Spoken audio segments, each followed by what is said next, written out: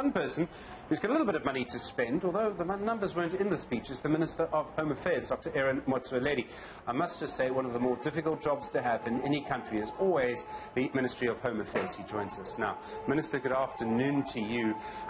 Firstly, the budget allocation that you're getting, we'll have to go through all the documents to see it, but you'll know what it is. Are you got enough money to be doing what you need to do? Good afternoon, Stephen, and good afternoon to the viewers and listeners out there. Well, indeed, money is never enough, Stephen. I've never heard anybody talking about enough money, but we've got what we were looking for, really, in this budget, starting with the President State of the Nation.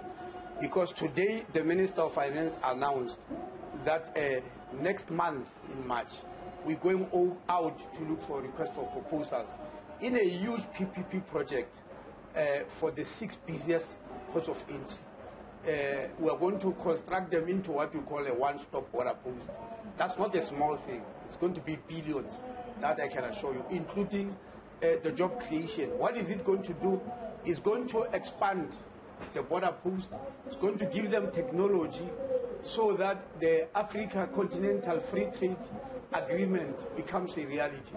I'm sure to understand what I'm saying, you just need to go to Komati Board at the Lebom border post. Many people like choosing Bait Bridge. They haven't seen at Komati Board, Stephen. There's an agreement with mining companies. You know, companies that mine chrome, platinum, group metals, platinum itself. They are all taking their produce, their minerals, to the Maputo harbor, and they all go through that border post. When you arrive there, your heart becomes sore, especially if you are me. You find trucks lining for 20 kilometers. Sure. 20 kilometers. Some tell you that I've been here for 3 days. Because the border post, especially on the side of Mozambique, does not have automation like in South African side. Even if you automate this side, the other side is not automated. But the one border post is an agreement between the two countries on how to manage that, and that's why I'm so excited. But then cross-border crime is going to reduce, drug trafficking is going to reduce, human trafficking is going to reduce, because we are going to have massive technology, which you don't have now. You might have seen the same border post I'm talking about, where the news media were showing something that looked hilarious to people, but to me my heart was bleeding. Where there were brooms, lots of brooms inside the truck, but when the brooms were removed, they found the truck hiding there, sure, which was going across the border. Now, how will the one-stop border post help? There's going to be technology such that when the truck drives through, everything inside is seen without opening the truck. Whether it's cigarettes, whether it's alcohol, whether it's a human being hiding there, even cash, by the way. You have technology to see all those. And that's exactly what we mean by one-stop border post. That's why I'm so excited. So it's a lot of work to be done, and I mean, in a way, when you look at how difficult our border posts are and how difficult our borders are to stop people moving through, and we're not the only ones. You go and look at the border posts between the borders between Botswana and Mozambique, you'll see the same, I'm sure. How long is it going to take before we get these up and running? It's not going to be a quick job. Well, as I'm saying, we are going to do requests for proposals in March. That's next month.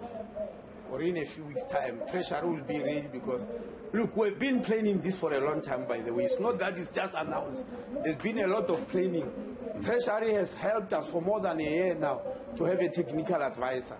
And that's why we're at this stage where there can be requests for proposals.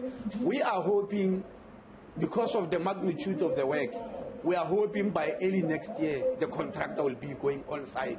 All this will be tenders, evaluation, public what, and all that. And then we believe by early January next year, the contract will go and start moving the ground. So it is something that we are very much in a hurry for. You're one of the government departments that actually employs quite a number of people who work in Home Affairs offices, that work in the border posts. Is this going to employ more people? You might need different skills to run border posts like this.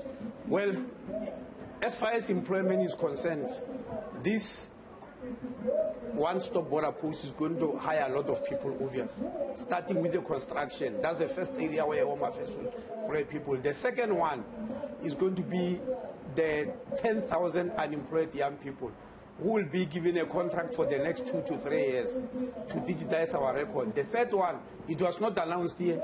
I can announce it to you. For the past 2 years, we've been working with Treasury, worried about our capacity. We've got lesser people in the offices. It means more queues.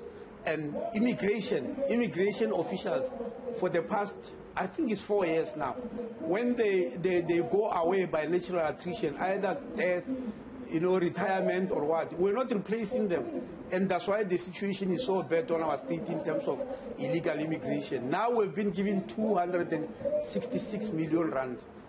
Under immigration, we are going to hire 400 extra people. In our Home Affairs offices, we are going to hire about 300 extra people.